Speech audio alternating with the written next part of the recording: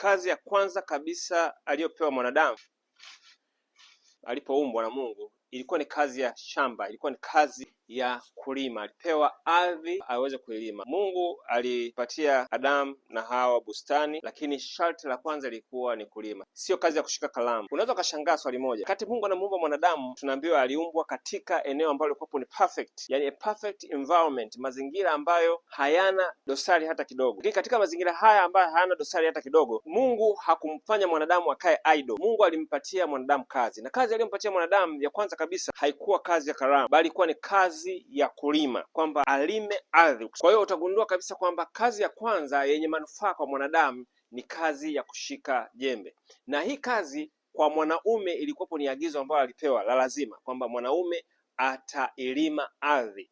Of course na mwanamke pia, kwa sababu ni msaidizi, ina maana kwamba na yeye atakuwa nyuma ya mwanaume kuweza kulima ardhi.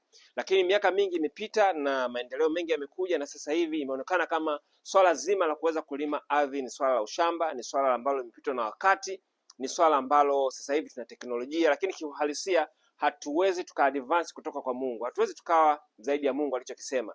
Hakuna zoezi kubwa kama kulima, hakuna zoezi zuri kama kulima, hakuna zoezi lenye manufaa kama kulima, hakuna zoezi ambalo linaweza likaufanya mwili uweze kupungua, nikiwa na maana kwamba mwili uweze kutengenezeka kama swala la kulima. Kwa hiyo utagundua kabisa kwamba kulima lina manufaa mengi, lakini pia kilimo kina manufaa katika swala zima la akili. Unaweza kaona jinsi ambavyo miche hii inakuwa, yani inaleta burudisho la nini? Burudisho la akili. Kwa hiyo ina maana kwamba unapolima unapata manufaa hayo yote, manufaa ya mwili, manufaa ya akili, lakini pia ni manufaa ya kiroho, nikiwa na maana kwamba unajifunza jinsi ambavyo mmea ukiwa so tenda kama huu, jinsi ambavyo unahitaji kuhudumiwa mpaka unakuwa na uwezo wa kuweza kusimama wao wenyewe na kuweza kuwa mkubwa. Ni kama vile ambavyo Mungu anatusaidia katika hali zetu tulizonazo, mapungufu tuliyonayo, mpaka tunapoweza kuwa wakubwa katika swala la kiimani. Lakini pia vile vile ambavyo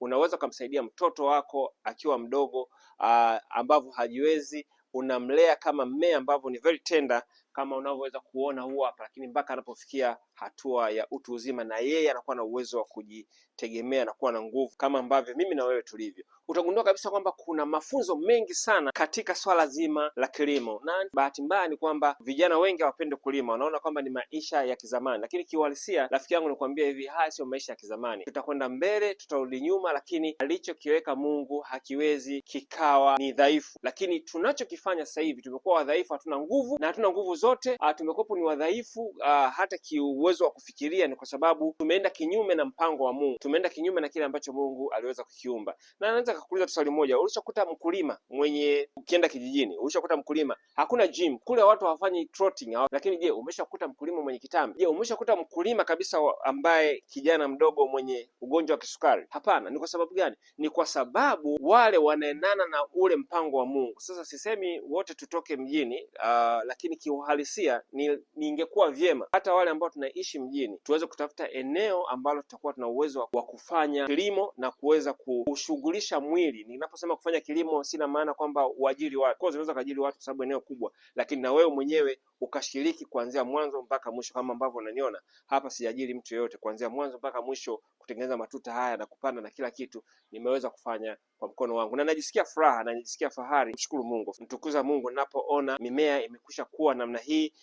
Na hapa kuna matembele ambayo yamestawi mpaka tunakula kila siku, lakini pia na hapa tunakwenda kupanda tena mboga nyingine. Leo nimetoka kutengeneza tuta hili, sijajua napanda mboga gani. Unaweza kanishauri, maana tayari nina maboga, tayari nina tembele, na hapa nataka nipande kitu. Kwa hiyo unaweza kanishauri katika comment ni pande mboga gani. Kwa hiyo ninachoweza kuambia tu ni kwamba tufanye kazi ya kilimo, tuweze kulima mazao. Tutakapolima mazao, hata kama una eneo, unaweza kusiwa na eneo kubwa kama hili, kama yadi hii ya kwangu, lakini hata katika ile eneo unaweza kutumia ndoo, tumia plastiki lolote, ukaweka udongo na kuweza kupanda. Lakini kwa wale wenye watoto, tafadhali sana, tafadhali wafundishe watoto wako kuweza kulima, wafundishe watoto wako kuweza kulima, utakuwa umepata faida kubwa sana. Kwa hiyo kwa leo yangu ipo katika zoezi langu leo nimelifanyia katika garden yangu hapa, nikiendelea kulima na kuendelea kupanda vitu. Nishauri sasa niweke vitu gani huku katika comment. Naomba nipande kitu kwako wewe sasa katika akili yako. Zalisha kitu, tumeumbwa kuzalisha. Kama utapanda kwenye kopo, kama utapanda hata kwenye kopo la maji, anza na hiyo. Hata kama ni mchicha mmoja, anza na hiyo, na utaona furaha